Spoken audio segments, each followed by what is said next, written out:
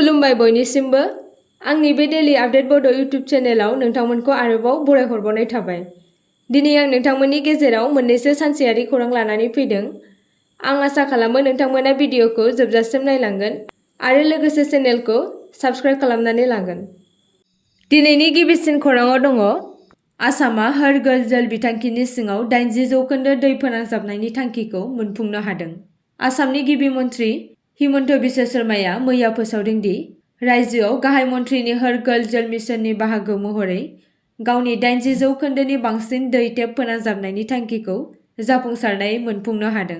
गिबि मन्थ्रिया बे बाथ्राखौ मिरु जल शक्ति मन्थ्रि सी.आर. पाटिलजों जानाय मोनसे मेलाव फोसावदों।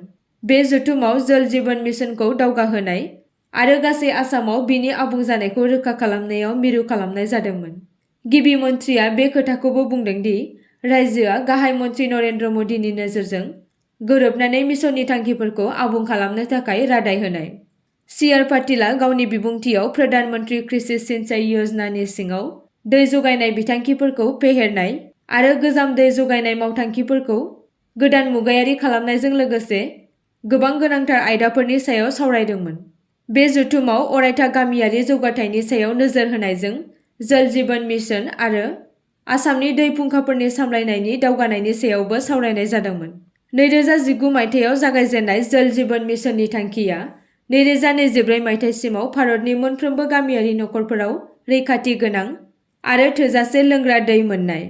बे हाबाफारिया आइजोफोरनि जिउनि गुनखौ मख'जाथाव महरै जौगाहोदों, जायफोरा सिगाङाव गावसोरनि बांसिन समखौ दै लाबोनायाव हगारदोंमोन, जायजों बिसोरनो आबाद आरो सोमोन्दो गोनां हाबाफोराव नांथाबनो गोबां खाबु मोनदोंमोन। नैथि खौराङाव दङ नागालेन्डनि 25थि हर्नबिल फोरबोआव नुजाथिनायनि रेकर्ड सिफायदों। नागालेन्डनि 25थि फोरबोआव रबिबाराव किसामानि नागा हेरिटेज भिलेजआव जागायजेन्दोंमोन, जाय रेकर्ड सिफायनाय 23,910 दावबायारिफोरखौ बोनो हादोंमोन। बेखेवनाय सानाव मुलुगनाङैनो गोबां अनजिमानि दावबायारिफोर, मानगोनां सुबुंफोर आरो राजथान्दैफोरखौ नुनो मोनदोंमोन, जाय मुंदांखा हारिमुआरि हाबाफारिनि थाखाय मोनसे गेदेर माइल खुन्थियामोन। बाहागो लागिरिफोरनि गेजेराव सा 513 हादोर गेजेरारि दावबायारिफोर, सा 5,486 नखरारि दावबायारिफोर आरो सा 17,911 जायगायारि सुबुंफोर दंमोन। बे फोरबोआव दोरोङारि मोसानाय, सुबुं देंखो, जायगायारि जामुंफोर आरो हादोरारि आलासि सिबिनायनि मोनसे दुंब्रुद दिन्थिफुंनाय जादोंमोन आरो बियो नागा हारिमुनि जिउगोनां दिन्थिफुंनायनि थाखाय मिन्थिजायो। नागालेन्डनि रायजो बेंगिरि ला गणेशनआ रायजोनि हारिमुआरि रोखोमथायखौ बांहोनाय आरो खौसेथिखौ बांहोनायनि थाखाय फोरबोखौ बाख्नायदोंमोन। बिथाङा दोरोंखौ गोदान मुगाजों सरजाबनायाव बिनि बिफावखौ नोजोर होदोंमोन, हारिमुआरि सोलायसोल' आरो गावजों गाव सनमाननि थाखाय मोनसे जौसां होदोंमोन। गिबि मन्थ्रि नेफ्युरिय'आ जुथाइ रायजो आमेरिका, पेरु, जापान आरो वेल्स बायदि लोगोआरि हादोरफोरजों लोगोसे लोगोआरि रायजो तेलेंगाना आरो सिक्किमखौ गोसो गोथारै बरायदोंमोन। बिथाङा इयुन जोलैफोरनि थाखाय नागा जिउ खुंनाय आरो हारिमुआरि उनमोनथायखौ संरैखा खालामनायाव फोरबोनि गोनांथिखौ नोजोर होदोंमोन। बेखेवनाय फोरबोआ नागालेन्डनि दावबायथाय मन्थ्रि थेमजेनियमना अलंनि साबायखर बावनायजों जोबो, जाय फोरबोखौ मुलुगनां जाफुंसार खालामनायाव बिहोमा होनायनि थाखाय गेजेर हायुंआरि थान्दैफोर आरो बाहागो लागिरिफोरनो गोसो गोरबोनिफ्राय साबायखर बावदोंमोन। थामथि खौराङाव दङ मणिपुराव सोलिबाय थानाय जेंनाखौ होबथानो मोन 9 जिल्लायाव मबाइल इन्टारनेट बन्द खालामदों। मणिपुर सोरखारा रबिबारखालि रायजोनि मोन 9 जिल्लाफोराव मबाइल इन्टारनेट सिबिथायखौ 3 दिसेम्बरसिम फोलावदों, जायनि थांखिया सोलिबाय थानाय जेंनानि गेजेराव रायजोआरि थासारिखौ मोजाङै लाखिनाय। बिथोन बायदियै सोनाब इम्फल, सानजा इम्फल, काक्सिं, गुबुन गुबुन मोनद' जिल्लाफोराव बिसेट आरो भिपिएनजों लोगोसे मबाइल इन्टारनेट आरो डाटा सिबिथायफोरखौ बन्द खालामदों। मणिपुरनि जिरि दैमायाव 3 आइजोफोरनि गोथै सह' आरो आसामनि बराक दैमायाव 3 गथ'फोरनि गोथै सह' मोननायनि उनाव गुवारै हिंसायारि जाथाय जानायनि उनाव 16 नबेम्बराव इन्टारनेट सिबिथायखौ दोनथ'नायनि उनाव बे राहाया जादों। रायजो सोरखारा सोलिबाय थानाय आयेन आरो खान्थिनि थासारि आरो इन्टारनेट सिबिथायनि सरासनस्रा सालायनायजों बिनि सोमोन्दोखौ नायबिजिरनायनि उनाव सोनाब इम्फल, सानजा इम्फल, बिष्णुपुर, थाउबाल, चुराचान्दपुर, कांपकपि, फिरजल आरो जिरिबामनि ओनसोलारि आवथायाव बिसेट आरो भिपिएन सिबिथायफोरजों लोगोसे मबाइल इन्टारनेट आरो मबाइल डाटा सिबिथाइफोरखौ 3 दिसेम्बरनि बेलासिनि 5:15 रिंगासिम दोनथ'नो थिरांथा लादों।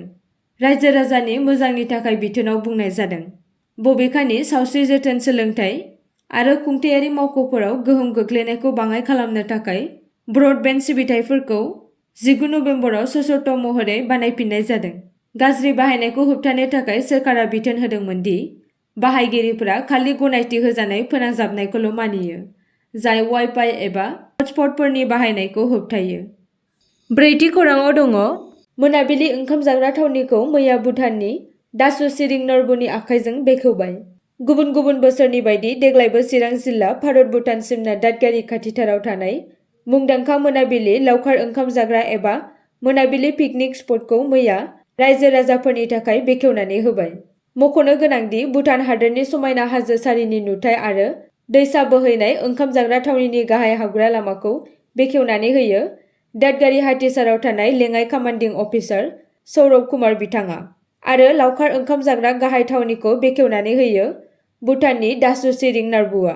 बे बेखेवनाय हाबाफारियाव बानजाय आफादनिफ्राय देग्लायनि मोनाबिलि लावखार ओंखाम जाग्रा थावनिनि बेखेवनाय हाबाफारिखौ लोब्बा लाखिनानै अल बड'लेण्ड राइडार एस'सिएशननि आफादगिरि नेहाथारिजों लोगोसे सोद्रोमा बिथांमोना मोननैसो गोनां आयदाफोरखौ लानानै एवारनेस हाबाफारिफोरबो लायो। बाथि खौरांआव दङ। सोरखारि मावफारियाफोरा सांग्रां जा। सोरखारि न' एबा रेशन कार्ड एबा जायखिजाया सोरखारि बिथांखिफोर एबा गासिबो सोरखारि खामानिफोरा थाबैनो मावफुंजानांगौ। सोरखारि मावफारियाफोरा रायजो राजानि खामानिफोरखौ जुदि सम बायदियै मावफुंना होआ अब्ला गोब्राब साजा मोननांनो हागौ आरो 100निफ्राय 5,000सिम जुरिमानाबो होनांनो हागौ आरो बे जुरिमानाखौ जिल्ला आय'गनिफ्राय लानानै गासिबो मावफारियाफोरानो होनांगोन आरो जुरिमानाखौ मावख'निफ्राय होनाय नङा, मावफारियाफोरनि दानबान्थानिफ्राय दाननाय जागोन। बे खेबनिफ्राय नोंथांनि फाइलआ सोरखारि मावख'फोराव ओरैनो थानांनाय नंलिया। जुदि सोरखारि मावफारियाफोरा जायखिजाया आयेन गोनां जाहोननि थाखाय फाइलफोरखौ गारसोनानै दोनोब्ला खैफोदाव गोग्लैगोन। बे खेबनिफ्राय साफ्रोमबो सोरखारि मावफारियाफोरानो रायजो राजानि खामानिखौ मावफुंजोबनानै होनांगोन। मख'नो गोनांदि सोरखारा पाब्लिक सार्भिस कमिशननि सिङाव मोनसे पर्टेलखौ बेखेवदों जेराव नोंथाङा अजद हरनो हागोन आरो बे पर्टेलनि गेजेरजोंनो गासिबो खामानिफ्रानो मावफुंजोबजागोन। गिबि आर'ज गथायनाया मावफुंजायाखैब्ला नैथि खेब आर'ज गथायफिननांगोन। जुदि नैथि खेब आर'ज गथायनायाबो गनायजायाखैब्ला अजद हरनो हागोन। जाय मावख'गिरिनाव फाइलआ थाबथानानै दङ बैनि सायाव फोरमायथि मोनगोन। आसाम रायजो सिबिथाइ मोनथाय आय'गआ आरो आय'गआ बै मावख'गिरिखौ दायनिगिरि खालामगोन जेराव बे खेबनिफ्राय नोंथांनि फाइलआ गोमानानै थानांनाय नंलिया। सम बादियै खामानिखौ मावफुंजायाखैब्ला डिसिनिफ्राय लानानै एलडिसिम साफ्रोमबो मावख'गिरिफोरानो दायनिगिरि जानांगोन आरो जुरिमाना होनांगोन। बे गोनांथार थांखिखौ फोरमायदों आसामनि गिबि मन्थ्रि ड हिमन्त बिश्व शर्मा बिथाङा। द'थि खौरांआव दङ। रैखाथि बिफानाव साख्रि मावनो गोसो गोनां लाइमोनफोरनि थाखाय मोजां खाबु। इन्ड'-टिबेटान बर्डार पुलिसनि गासै मोन 526 मासियाव गोदानै मावफारिया थिसननो फोसावदों। जुदि नोंथाङाबो 10 थाखोल' उथ्रिसारनायब्लाबो बे साख्रिनि थाखाय एप्लाइ खालामनो हागोन। फैगौ 15 दिसेम्बरनि गेजेरावनो एप्लाइ खालामनो नांगोन बे साख्रिनि थाखाय।